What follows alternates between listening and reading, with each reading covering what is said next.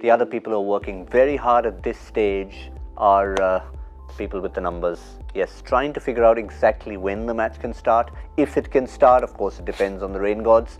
And if it does start, what are the possible numbers? Well, at this stage, if it's 46 overs, which is where New Zealand's innings has terminated, India's target will be 237, and these are the respective targets, 148 being for a bare minimum 20 over game, which, by the way, can start as late as midnight Indian Standard Time. So they're going to try their very best to get this out.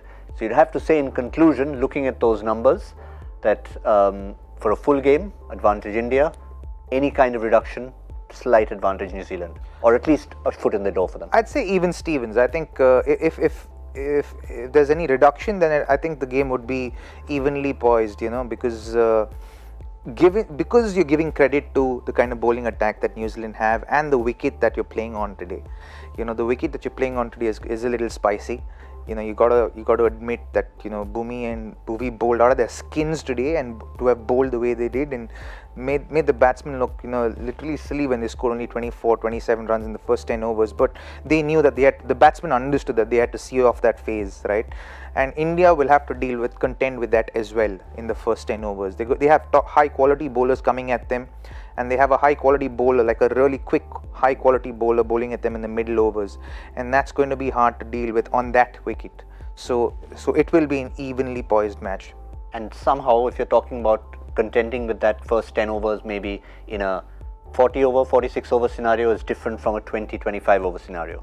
You'll have to. Well, I think if you're in Indian team dressing room at the moment, the best thing you can do is just get a reference point and then just switch off.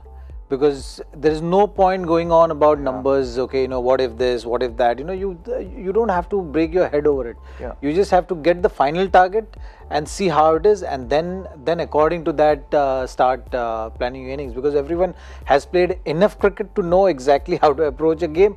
But what is important is the fact that how many overs are remaining.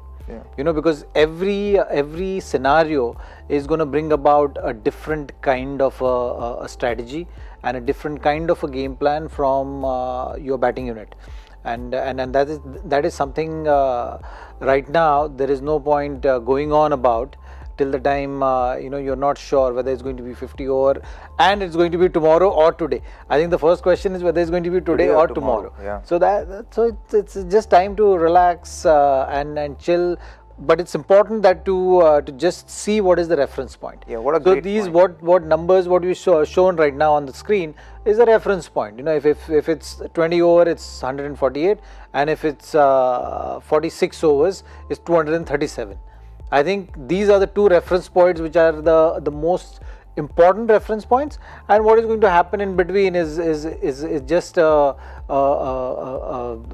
reference point in terms of moving. What's in a percentage ratio it will move, so it's 30, 35, whatever. But that what is the extreme scenario? 46 overs, 237, and on the shorter side, it's 7.5 per over. Per runs and over.